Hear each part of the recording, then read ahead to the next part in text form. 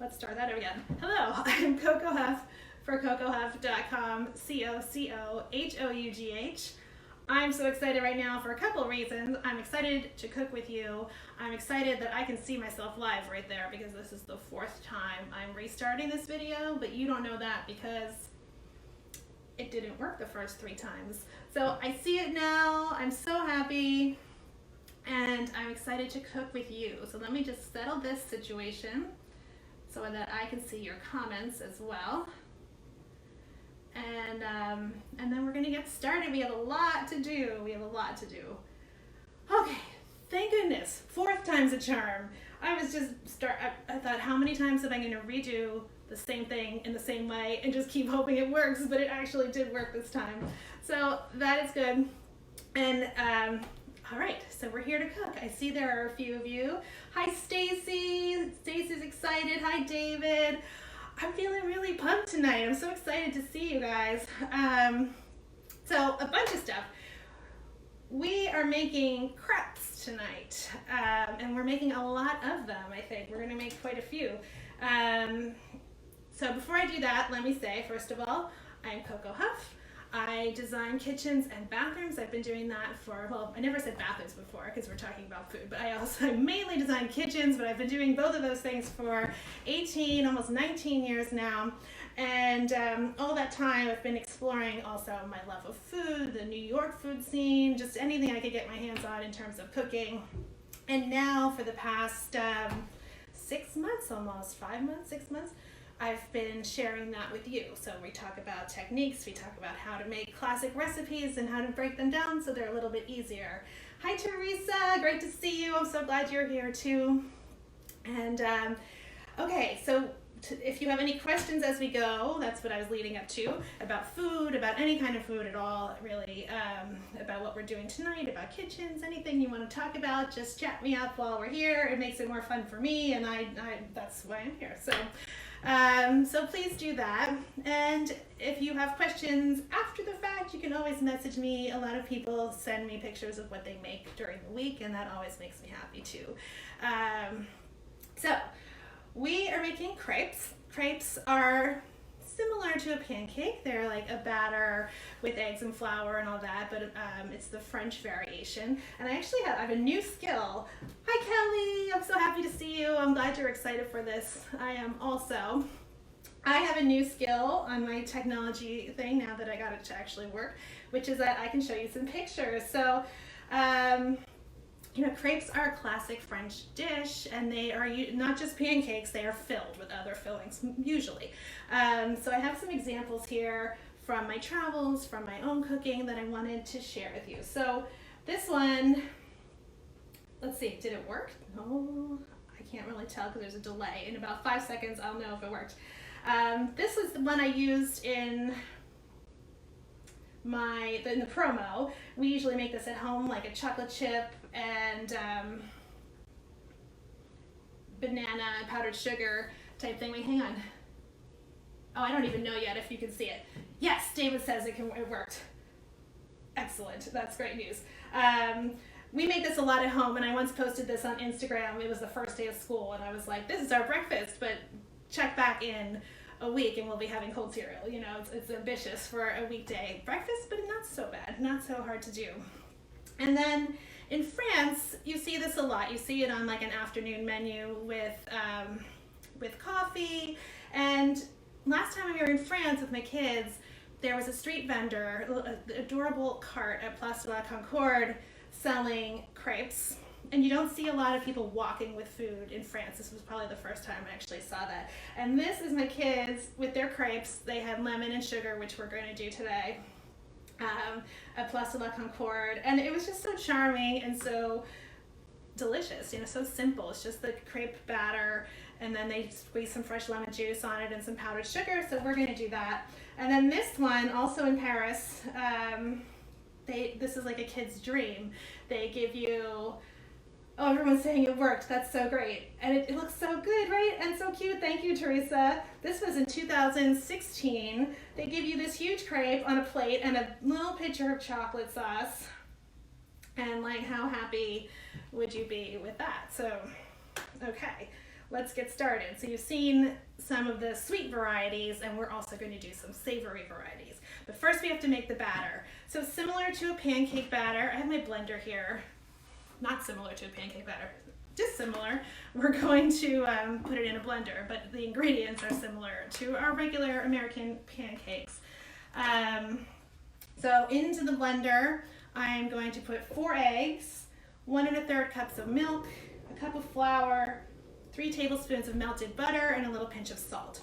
So, okay, let's start with our eggs. And then you have to let this rest. So I have some made in advance, and then this one will also be resting while we do a bunch of other stuff.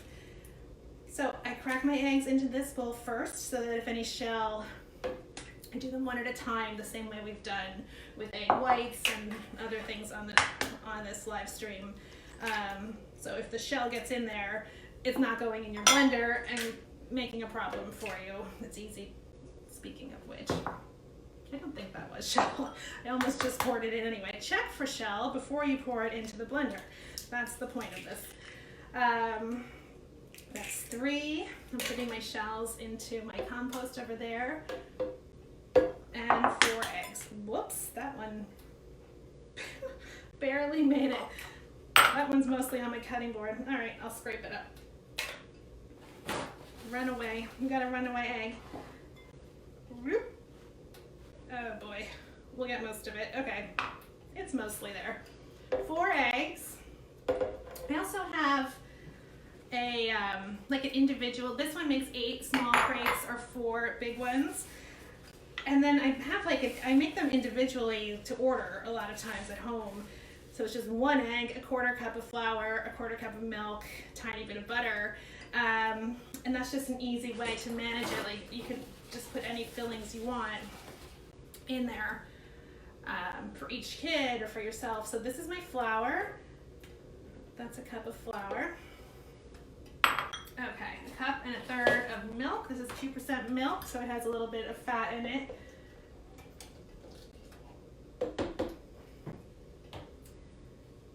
Oh, I have to melt the butter. Where's my little thing of butter? I'm gonna melt this butter just very quickly. This is 3 tablespoons, go in the microwave. So the basic idea, the reason we're putting this in the blender, the reason we're melting the butter, is we want this to be really smooth and very thin, and we want all of the flour fully incorporated into this batter. So just a pinch of salt. You don't want any lumps. If you don't have a blender, you could use your Cuisinart, you could use a hand blender certainly. You could use a whisk and just really go for it for a long time, or like a container that you can shake in. But you know how when you make scrambled eggs and you can see the bits of white and the bits of yolk, and it's not all one consistency? That's what we don't want. We want this to be very uniform. Okay, so the butter, you don't want to put it in too hot. So I'm going to blend this up a little bit. We just don't want to cook our eggs. Just let that cool for a second. I had my pan preheating. I'm turning it off while I do this so that I don't blow a fuse like we did that one time. And I think I'll turn your volume down. How's that sound? All right, I don't want to break your eardrums. We're going to blend until it's very smooth, and I'll pour this butter in while it's blending. I'm going to turn you down. I'm just all over the technology today. Yeah, it's good. I'll turn you down a little. Okay, blending away.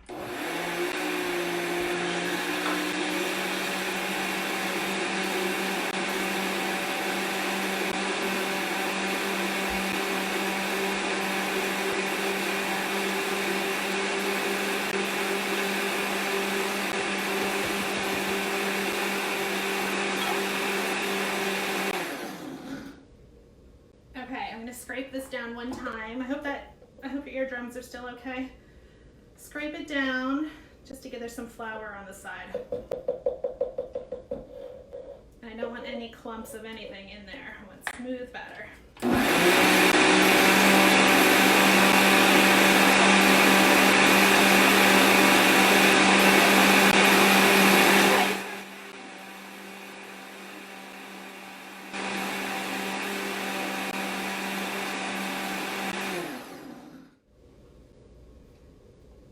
I didn't turn you down the second time, sorry about that. All right, we have our smooth batter. Let me show you the consistency of it. And turning that burner back on. Okay, so this is, can you see it better here? Like, see how thin it is? It's a very smooth, pourable batter. And now we're gonna let this rest. So I typically, and you should let your pancake batter rest too, actually, because first of all, we're using wheat flour. So whenever you beat up wheat flour, like aggressively in any way, or kneading it, or you're activating the gluten, and we want the gluten to settle back down again, so we don't have, so it can be a tender, like not too tough crepe. And the other reason I am kind of making this up, but I feel like it makes sense, is that you have a dry flour in there, and you want all the flour molecules to really like absorb the liquid as much as possible, not to thicken it, but to make it one batter. So Julia Childs says to let it rest from 2 hours to overnight. And another recipe I read said even like 2 days. So first of all, it's a great thing that you can do ahead. And you know, then you just bring this out the next day cold, and you can make your crepes. You can have it, even if you get into like a crepe cake like I sometimes do, you can have it in your fridge and just take it out, spoon out the batter. But I don't find that you have, I don't want to say Julia Childs is the queen, so she's not wrong, but I find that if I let it rest half an hour, it's great. You know, I'm not going to stress about that right now, at least. So this is going to rest. I have more that I already made, and what we're going to do is work on our savory fillings first. All right, is that blocking everything? So we talked about the sweet crepes. Our savory crepes are a simple ham and cheese one. And we're going to do a little bit fancier, like a shrimp with fennel and butter and all that. So I'm going to start that one. That filling will take the longest. And I'm doing that over here in this pan. So let me know if you have questions. I tend to, like, you know, we've got 4 things going on here, so I don't want it to be confusing. But the basic lesson here is you make the batter, and then whatever else you have in your house can go inside. So whatever cheese you have, if you had pepperoni, if you had salami, if I have ham and cheese here, that's great. If you want to make a sweet one with strawberries and whipped cream and chocolate, that's a classic as well. There aren't too many rules once you have the batter going. And the most important thing is we're going to learn kind of how to cook it. So, okay. I'm just talking out the store. I have some shrimp here. These are gorgeous. I got them already cleaned. We did that shrimp scampi video one time, and I deveined and shelled 2 pounds of shrimp on camera, so you've seen that already, which was great, and I'd like to do it again, you know. That was the most embarrassing video. Not embarrassing, it was great, but I felt like I forgot how to use my hands. I was like, what am I doing? But today I'm just taking the tails off, and we'll make enough for maybe like 2 people, so maybe 12 shrimp. It won't be all of these. And I have some butter melting in that pan, and we're going to throw these in. And what we learned last time was the lesson for shrimp and most seafood is not to overcook it. So we'll keep an eye on this, pull them out as soon as they're ready. As soon as they're kind of pink and curled up.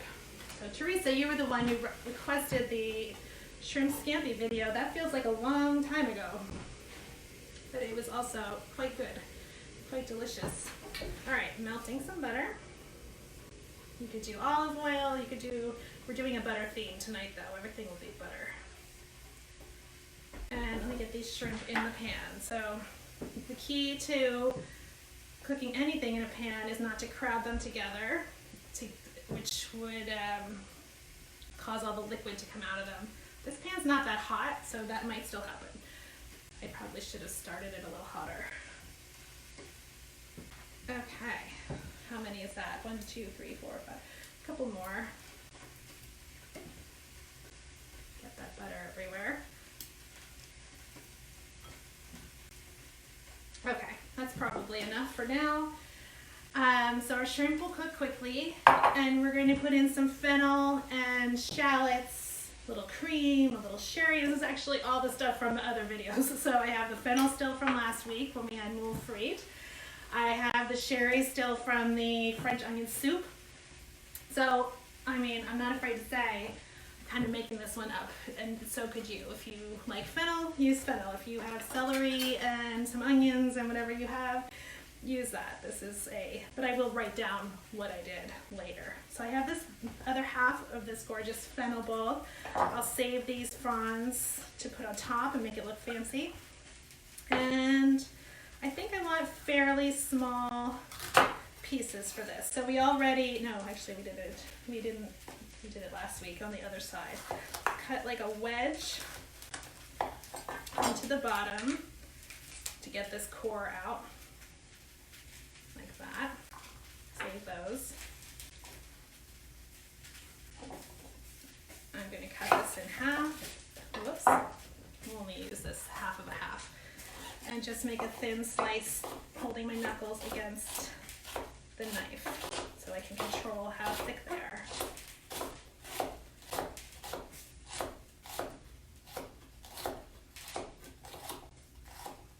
Okay, our shrimp are sounding pretty good.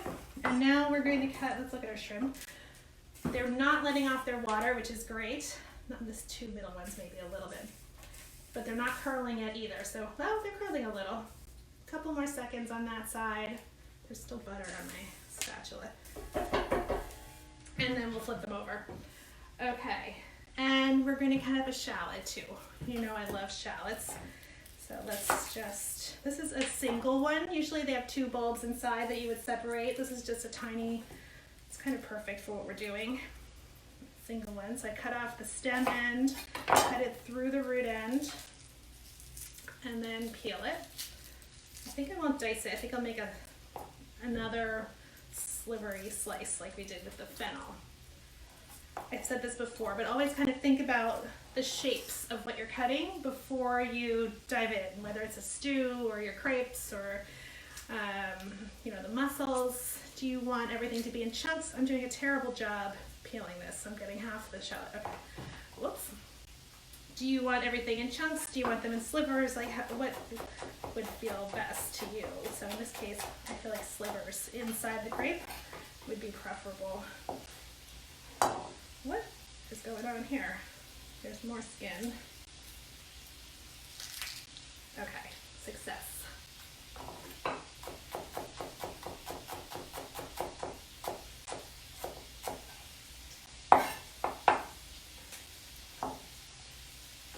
Okay, our fennel and our shallot are chopped. Let's flip over our shrimp. Okay, you can see they're a little bit pink now. Like, you just want them to be starting to get pink. The ones in the middle always cook faster, so switch them around a little. Ah, they need another second, but we can flip them again. You might want tongs for that job. Okay.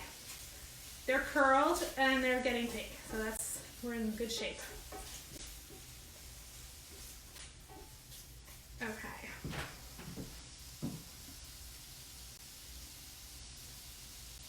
All right, so that's going. I think I'll give it another 30 seconds and pull them out. Let's see, where will I put them? I need a bowl over here. We'll pull them out into this bowl and then we'll continue. So I was thinking about this. Actually, I'm really curious if anyone else has this same memory, which is the restaurant called the Magic Pan. This was in the 70s and 80s. It was a restaurant chain that only served, well, I mean, maybe they served other things, but in my memory, they only served crepes. And my grandmother used to take us there, and it just felt like, remember in like the 80s, everything always felt new and exciting. Like, it was like, ooh la la, this is so fancy. And I remember having strawberry crepes with chocolate sauce and with cream. I'm sure we had some kind of entree crepe as well. And being like, this is the height of living. Like, they were so good, and it was so much fun. It's like a novelty place. I wish they still had that. That would be fun. Stacy remembers, and Teresa remembers, it's Paramus Park, and my brother too. It's right, it was at the Paramus Park Mall, the one near us at least. I looked it up today because I was like, how long ago? I knew, I was pretty young. So it said late 70s or mid 70s to like 1990, there were 1,000 of those restaurants. I was amazed by that. I thought ours was the only one. So, I know, that just felt like the height of luxury at the time for my 6-year-old self. All right, our shrimp are done. Let me just show you up close. So they are pink. They're going into something hot later too, so we don't want to overdo it. And they are tightly curled. And that's it. You don't want to go any farther than that. They'll lose their snap and they'll start becoming rubbery. So we don't want that. And now I'm throwing our shallots and our fennel into that same pan. So they'll have the flavor of the shrimp, and we're just going to meld everything together. All right, it's a pretty simple, I'm not doing much else, no herbs or anything, just simple. Maybe a little more butter because it looks kind of dry. So let's put some more butter, a little salt. That's it. Okay, now we're going to talk about the crepes themselves. I'm going to work backwards, I think. This is my plan at least. Sort of backwards from the most savory to the lemon one. So wish me luck here. If it's not making sense, just let me know. So the key to crepes, you can buy, like, maybe you've seen it. It looks like almost like a turntable. It's a flat, round surface, and it heats up. It's probably electric. I'm sure it is, actually. And there's a little wooden dowel on a stick that you can use to spread the batter around. That's a great thing to have. I'm actually starting to put together some lists of all of my equipment, and one of them's already on my website. But the point I want to make is I don't tend to buy things that have one purpose. So as much as it would be fantastic if you're not making crepes every day, you probably don't want that taking up a lot of room in your kitchen. So we're going to do them in pans and sort of go over the technique of how you do that. So the first thing that's important is a good nonstick pan. That's another thing I'm talking about now in my equipment list that I will send you a link to soon. Whoops, that browned really quickly. So a nonstick pan that's fairly new really is ideal. Like, they do get scraped up and then they're not so nonstick anymore. So this is my little green pan.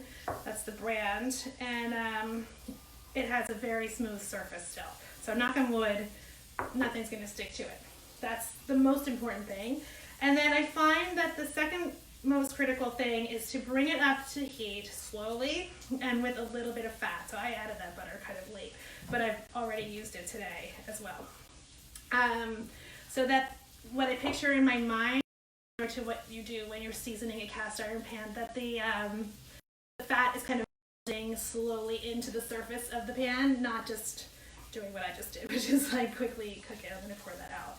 So we want a tiny bit of fat, not a cooking spray typically because they get kind of sticky. Butter or oil, and then I'm using a brush to really coat this, and then I'm going to take most of it out with a paper towel. So this pan is hot. It's been slowly heating up. I have this on like pretty low heat actually because it's just, I want a gradual heat and I don't want it to be hot in the center and cool on the outside. Okay, so the reason I'm talking so much about that is because once we pour this in, this is my batter from before, it's the same as what we just made. There's a little bit of skin on top, let's see here. Okay, so you can see how pourable this is. I don't want that skin, so I'm just gonna kind of go from the side.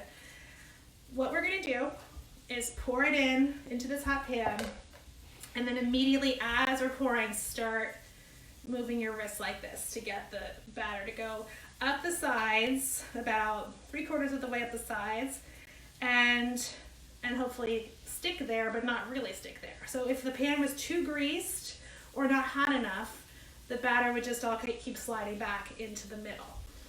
So it takes a little bit of time, and like any pancake, the first one is never the best. So it's always the last one that's the best. So we'll see how far we get. But I'm gonna try this now. So I'm gonna do a lot of them. So let's do one on the main camera first. So we have our hot pan. I'm taking like, this is about 1/3 of a cup for a small, like 6 to 8 inch crepe. Maybe we'll do some big ones too. And you can hear it sizzling. And I'm twirling it over the burner. And you can see it's not sliding back down. It's sort of sticking to the sides. And I just keep twirling like this until there's nothing left to twirl, meaning, whoops, I'm burning my shallots while I do this, meaning it starts to thicken up. We're having caramelized shallots and fennel inside.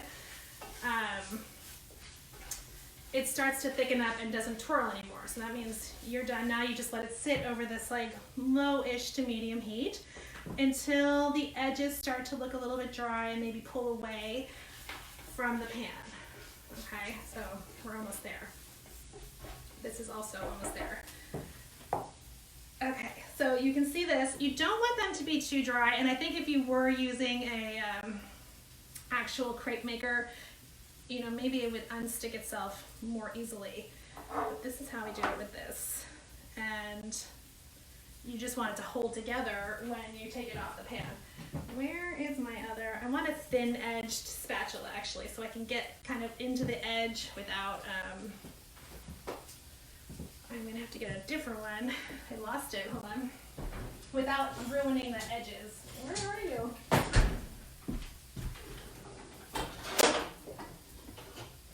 Oh, all of my thin-edged spatulas are missing, but that's okay.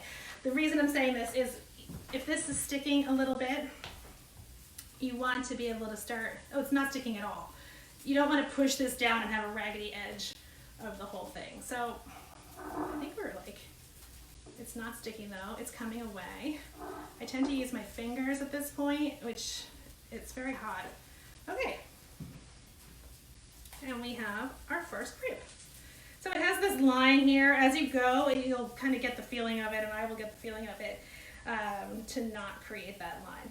Okay, maybe. Okay, we did one. That was successful. Let me focus on this sauce for a second. Where's my sherry? We're going to deglaze this with some sherry. That was a tiny bit of sherry. I'm turning the heat off over here, because that electric burner will keep going. That smells fantastic.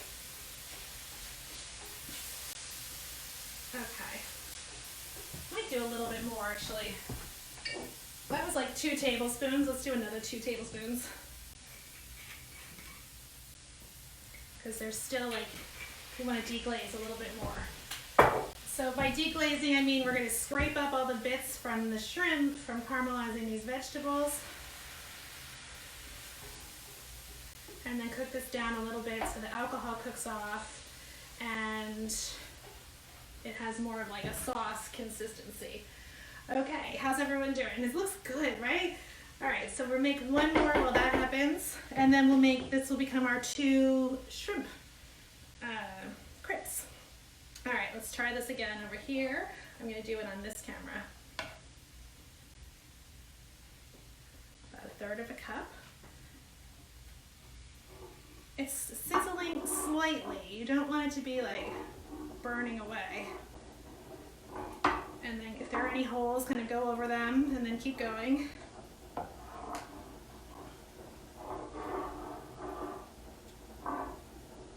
So I do this in the bigger pan too, and we might try it, but I did not have luck with it earlier today. So the banana one I showed you was in the big pan. We're gonna try that. Not this one. It's the same pan, but a newer one. Okay, success. Crepe number 2, we'll let that set.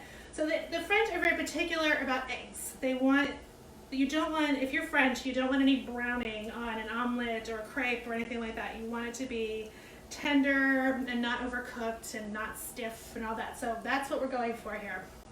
And I'm gonna put these on a plate actually. And if you're making for a crowd, what you would do, if it's short term, you can just stack them on a plate and put them in a low oven, not to dry out, maybe covered. If you want to keep them a little bit longer or even overnight, I have this happening here actually. You can cut smaller than this, squares of parchment or wax paper, and lay them in between so they don't stick to each other. And then keep them refrigerated, keep them in the oven until you're ready to use them. So we always talk about what's good to do ahead. I think almost everything we've done so far on this show has been great to do ahead, and that's included. Okay, this one needs another second. Maybe a little bit more heat. Okay, I can't wait. I'm excited for this. And we're going to add some cream to our shrimp. So this is the most complicated one. The rest of this is going to be simple and easy. So this is like the sophisticated crepe, and then we have the more snack-oriented one, and then a more desserty one. All right, a little cream never hurt anything. That makes our sauce that we'll put on top. I'm going to put the shrimp back in here. Okay. That looks so good. Toss them with the sauce.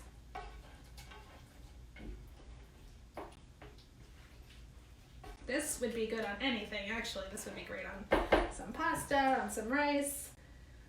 That looks fantastic. Okay, crepe number 2. Let's get this one out of the pan. Look at, okay, so this is exactly what we want. The edge is not smooshing down and getting all ragged. When I touch it, it's coming away from the pan. But if I had a better spatula, that would be better. Okay. And I just take it with my hand, you know, try not to burn yourself, and go like that. Okay. We're going to finish this dish and then move on to ham and cheese, and I'm going to get another pan going. So it is easier if you have 2 nonstick pans, if you're doing an assembly line like this, to have more than one going. So let's fill these, our fancy crepes, with some shrimp. I'm taking mostly the filling, not the sauce right now, for the inside. Some fennel. Okay. Hi, Helena. Helena, how are you? Good to see you. I'm glad you're here. It's never too late, don't worry. All right, well, just to catch you up, we're having a crepe party, actually, since it's so many different kinds, and we are filling these 2 first crepes with some shrimp and fennel and shallots, and basically I'm just going to roll that up with it. That's a lot. That's like an entree size, especially because I'm making 2 of them, and turn them over this way so the seam is on the bottom, and then do that again. I mean, the crepe is basically just a container for whatever goodness you have around. You know, you can put anything you want in there. And Helena, I was catching you up. Okay, we're making 3 other kinds, and those will all be a lot faster than this was. We're going to make a ham and cheese crepe, and then 2 dessert ones. One will be, not blueberries, bananas and chocolate chips, and one will be just lemon and powdered sugar, like I showed in the beginning, a picture. We had that in France, and it was just so simple and so good. So we're going from the most complicated to the least, and now whatever's left in here, a little bit of the cream, the shallots, I'm putting on top, like this. Okay. How good does that look? That looks so good. I can't wait to try it. Okay. Oh, I just licked my only spatula. Now I'm gonna. Okay, that is delicious. The sauce is fantastic. I have a little bit of like a light balance issue. There we go. Now you can see it. Oh, we have to put fennel fronds on top for garnish. Let's make it fancy. It is funny how this was so popular in the 70s, and then it became like, you know, it was overdone maybe, and now it is still a classic dish, so it's a fun one to do, and it's really delicious. Okay, fennel fronds, our shallots kind of melted in there with cream, and all that delicious stuff inside. So I'm going to stick this in a very low oven, and we'll come back to it at the end to try. Okay, quickly now, let me swap out this pan. This is my big non-stick scan pan. We're going to try it. we're gonna try it. I always do a test run, and I did my test run, and I was getting impatient about the edges. I should be heating this while I'm talking. Okay, we have to heat this now also slowly. I got impatient. I was smushing the edges down. It looked raggedy. I was like, what am I doing? And then I tried to pull it out with my hands and literally burned all of my fingers and dropped it into the batter. So if things go wrong, it's fine. It happens to everybody. And I was like, oh my God, like, this is why I do a test run, because that was truly ridiculous. And I'm telling you about it and throwing my spatula into the trash. Where are we here? Okay, we're heating up the large pan. I think we'll do the bananas in the large pan. Like I said, if you can do more than one at a time, it makes it all a lot faster. And we're going to do our ham and cheese right now. So that only takes a couple seconds. This one, you don't really need to add more butter after the initial heating. I hope that I don't regret that, but that's what we're doing. Okay. Woo! If you let the pan sit empty, it does heat up quite a bit. All right, swirl away.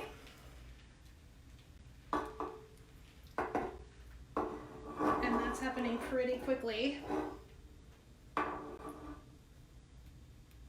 Oh, it already looks great. That was fast and easy. Okay, and I have some ham and cheese. This is just sliced ham and cheese. I think I'll put them in, how am I gonna do this? I'm gonna just break it into like large pieces and put them in. This is one of my favorites. So there's a really beautiful French bakery in town that serves crepes, and I almost always order a ham and cheese one, sometimes with a little spinach. So I did it kind of, I'm gonna do this as a triangle, so I put that in a corner. So anything you want to melt, you just put it on, you know, while the crepe is in the pan. Let's do the cheese over here. And you can see it's already coming away, so that's basically done. We don't want to dry it out too much. All right, now we're on a roll. You can see it's easy and fast. So we fold it, just kind of grab the edges with your fingers. It's a little small for a triangle, but there we go. Beautiful. So that has ham and cheese inside, and we'll do one more like that.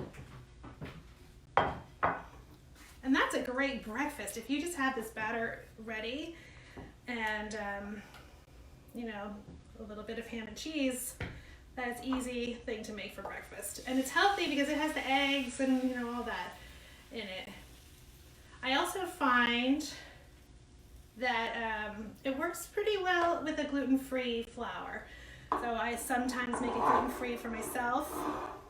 So anything like not to advocate a specific brand, but like a cup for cup pre-made baking mix, that not with like beans and peas in it, or I haven't done it that way, but generally that works pretty well. It loses a little bit of like the body, but overall, if you can't have gluten, that's a good way to go. All right, crepe, another ham and cheese. Just go like that, and a little cheese. You could use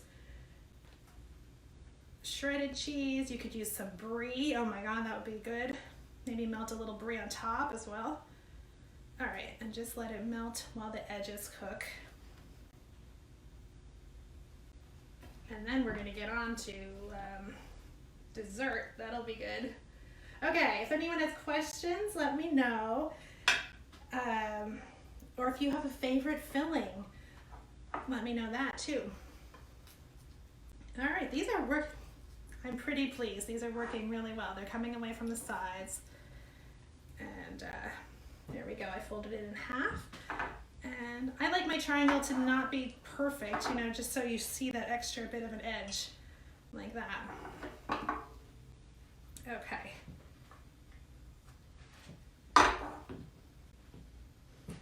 And we have our ham and cheese crepes. Those look yummy. You can put some chopped spinach, like frozen chopped spinach that's squeezed out so that you don't have a lot of liquid inside there, but that would be delicious. All right, these are going in our oven too. And now you can see, once we did the shrimp one, now we're speeding right along. Do I dare do a large one? I think I'm gonna do a large one. So let me just put the butter and brush it around in that pan. Okay, this is slowly heating up.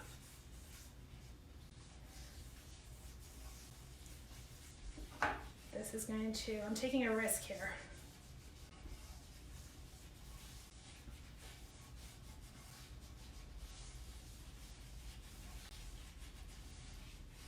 Okay. So I'm basically, besides the fact that the shrimp was the most complicated, so we started with that, but also you don't really want to let the lemon, we're doing the last one with lemon and sugar.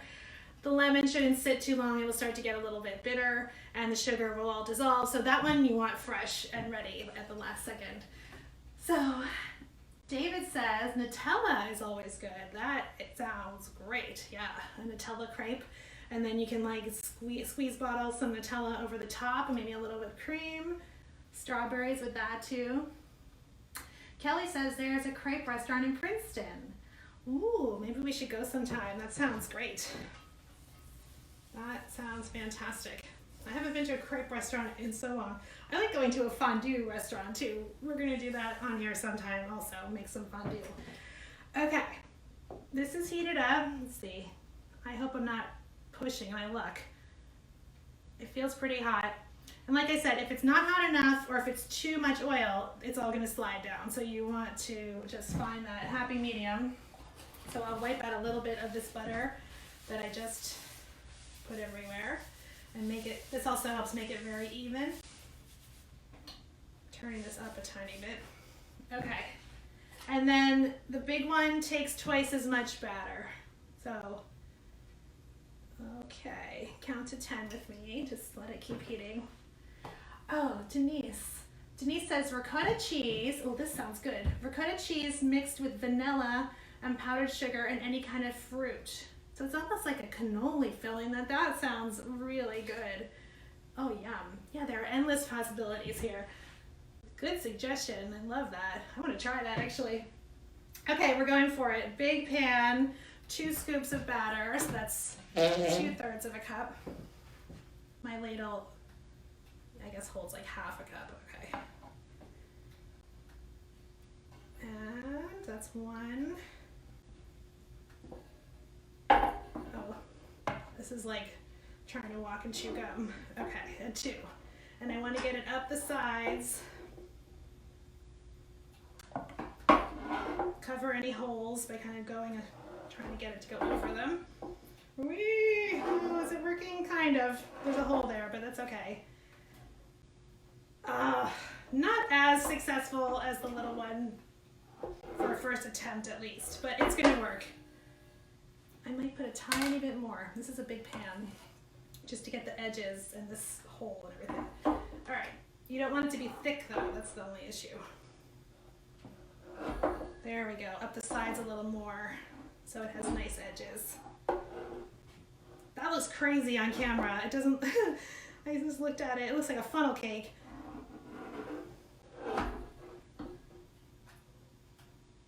Okay, I'm gonna just, this is blasphemy, but just kind of smooth it out a little bit.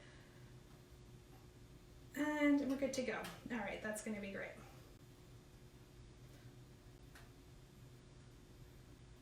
Not the worst thing in the world, not as easy as the small one.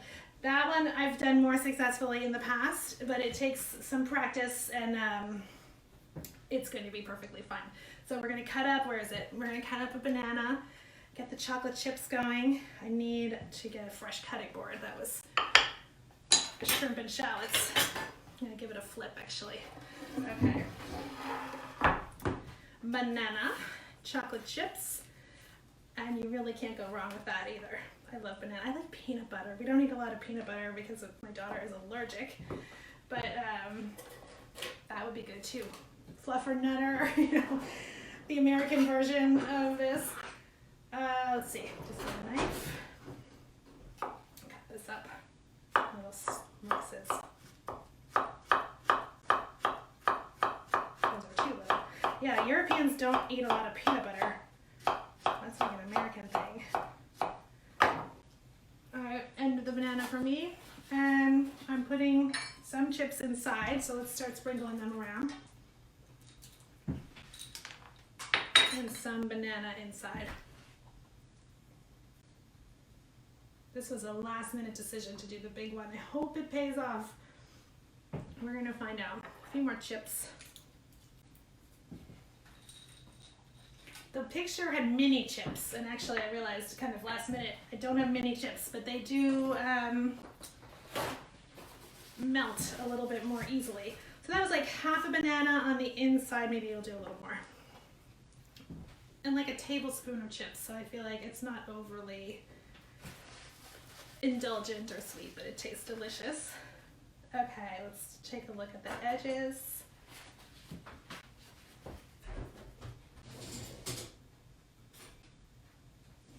I don't know where, I had about 20 spatulas and right now I have only one. Okay, I'm wiping it clean. Yeah, this is good. Okay, you can see it kind of evened out. The edges are not, they're dry enough that they're coming away and not like pushing down. It's just a little thicker. I think I could practice, you know, if we did 3 of these, we'd be in better shape. All right, so the trick here is, it's just a little harder to fold. So get an edge, try not to burn yourself. Get your spatula underneath. Ooh, let's see here. Maybe it needs another second. If it's too hard to handle, like really difficult, give it a second. It will firm up a little more. And then in the meantime, I'm just gonna cool this off a tiny bit and we'll make our lemon one too. So that was just sitting there on the heat. All right, tell me which one you're gonna try. You haven't really seen them all yet, but I wanna know which one everyone's gonna try. Hopefully this week. So try them and make them and send me pictures. All right, we're cooling this off and now we'll just put some batter in for our lemon and powdered sugar.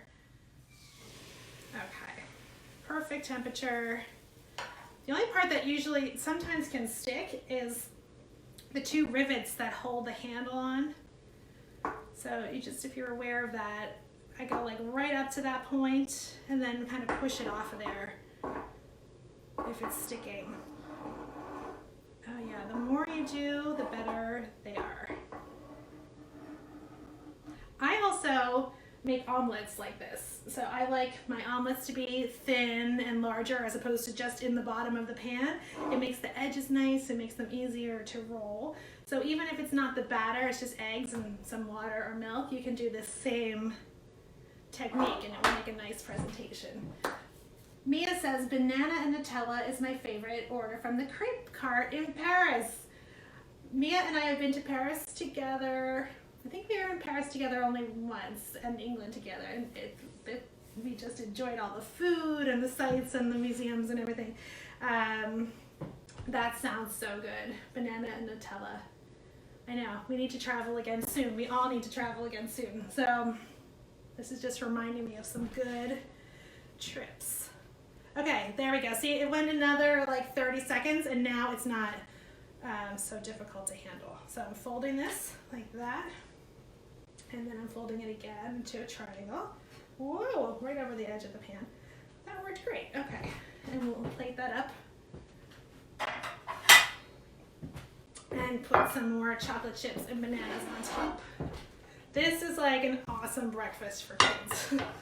That's a huge breakfast for kids, but it's, you can do the smaller size or this one's ready already. Okay, a few more chocolate chips.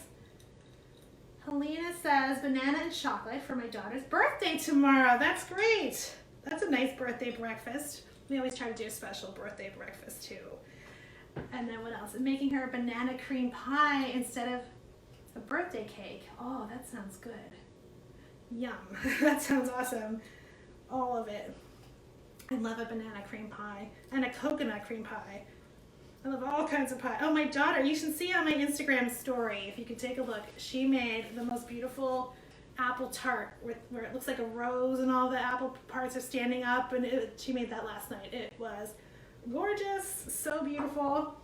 I kept saying it's so beautiful, and she said, how many times are you saying that? I said millions, and then we were counting down from a million. I think I said it at least 15 times.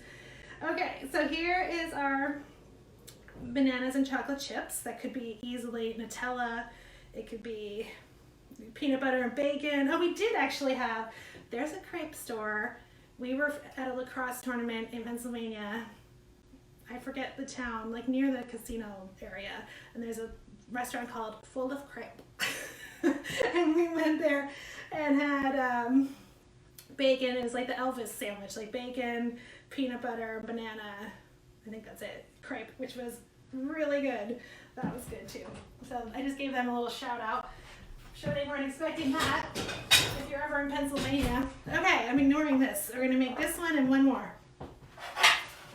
All right, our lemon and powdered sugar, and we'll put it in a little cone like in Paris. So this is just the simplest thing in the world. You have your batter. Out you go. Ooh, that one slid right out. Did you see that? And we'll fold it. Maybe not quite in half, like let the edges stick out. That is very hot. And I'm gonna take some parchment. All right, I tried this earlier. I have no plan. I have no plan about how to fold, but I'm gonna try it. Just fold a nice edge. I'm sure that sounds great. Fold a nice edge top and bottom maybe, and place it. We fold the bottom over it. There we go. And get some lemon. Always roll your lemon on the board to get the juice out. Okay. That's a huge lemon. Look at that beautiful lemon. Okay, squeeze fresh lemon juice. I'm gonna flip it over so it gets both sides. And then powdered sugar. This is true. Maybe this is just common knowledge. To put powdered sugar on top of any dessert, get your little strainer and put it inside and just go like that, like a sifter. So the powdered sugar dissolves pretty quickly. That was a lot of lemon juice. Maybe I'll put it inside the next one. But that's going to be delicious. And then we'll wrap it up like a little package. Okay, well I had no plan, but it worked out pretty well. This is your little package you can take away from the crepe cart in Paris and just enjoy this on the go. So that's actually, for a car ride, whatever you're doing, that's a cute little thing to have. You could have the ham and cheese one like this. That would be really good. All right, one more, just quickly. I should have been doing it while I was talking. Okay. Now I'm on a roll. So I have so much batter, and I was thinking another recipe that we're not doing tonight is a crepe cake. So if you I don't know how many it takes, probably about 50. You just make about 50 crepes and keep going. And then you layer them with chocolate or with cream. They're all different recipes, and it ends up being like a cake. So I have so much batter, I may try that. That would be really good. All right, here's our last one. And I'm going to pull the rest of them all back out of the oven so we can taste. All right, let's clear this space up.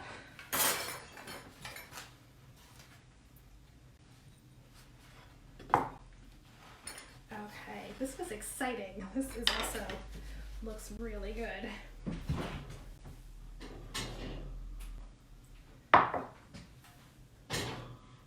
Okay, all of our crepes.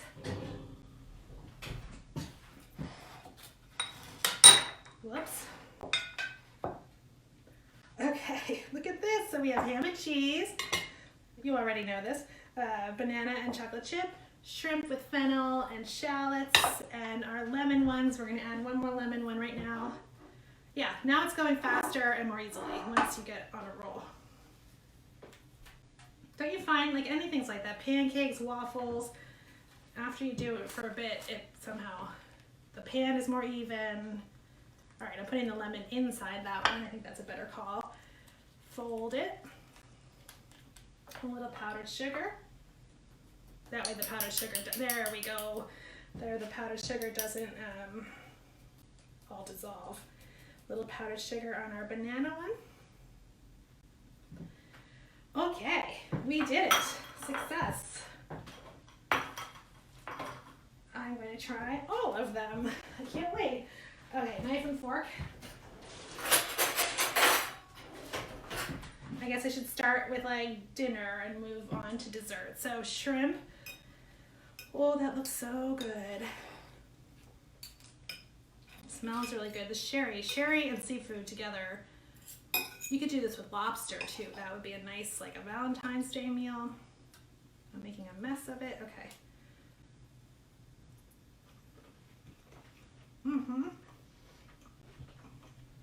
That's delicious. Oh, yum, yum, yum. The shrimp are so good. They're perfectly cooked, and the fennel and sherry are delicious. Okay. This is going to be half an hour of me tasting things. All right, we all know what ham and cheese tastes like, but let's just try that.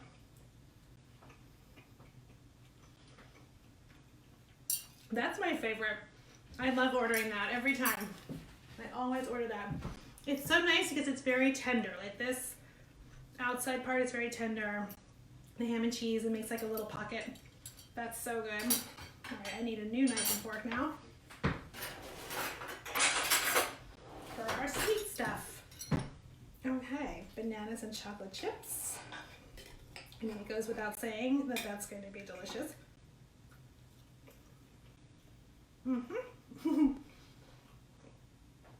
David says it all looks so good. It is so good. Thank you for commenting while I just sit here and eat. If you knew you were making all sweet ones, you could put a little bit of vanilla in the batter. I think that would not hurt anything. Okay, and let's try our lemon sugar cone.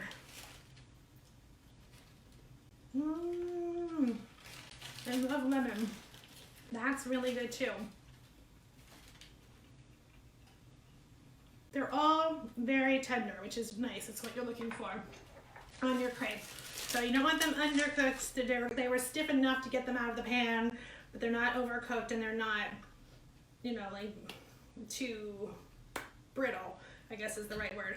That's really good. I think the idea of putting the lemon inside and the more sugar outside is probably a good idea. Yeah, it's more balanced and it's more lemony. Okay, so there we are. Voila, 4 different kinds of crepes.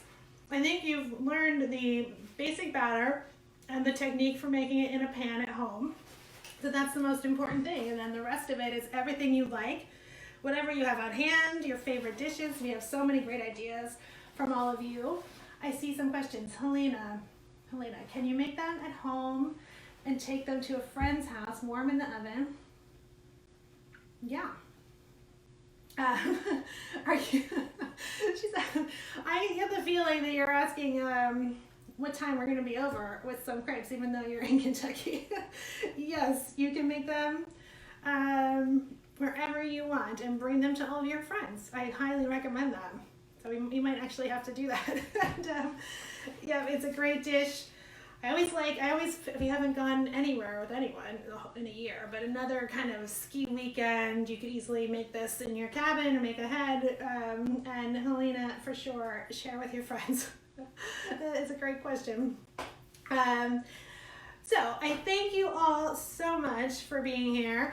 I'm going to put some more links under this video. I'll put the amounts of things that I used, links to the equipment. Ooh, let's turn these off. And like I said, I'm working on a whole document. If you go to cocohuff.com, in the footer, there's an equipment list and the cooking part of it is done. So these 2 pans are on there, and soon we'll have like the blender and a bunch of other stuff too. So that's coming. And there's also an interactive spreadsheet that is available now that you can search for anything we've used in these videos. So we're getting fancy this week. Helena is laughing. David says thank you. You are very welcome. Thank you all for being here with me tonight. If you missed anything, please go to my baby YouTube channel and maybe subscribe and check out the videos that are there. And otherwise, I will see you next Tuesday, 7 p.m. Eastern, for more cooking together. And I thank you for being here. Have a great week. Bye.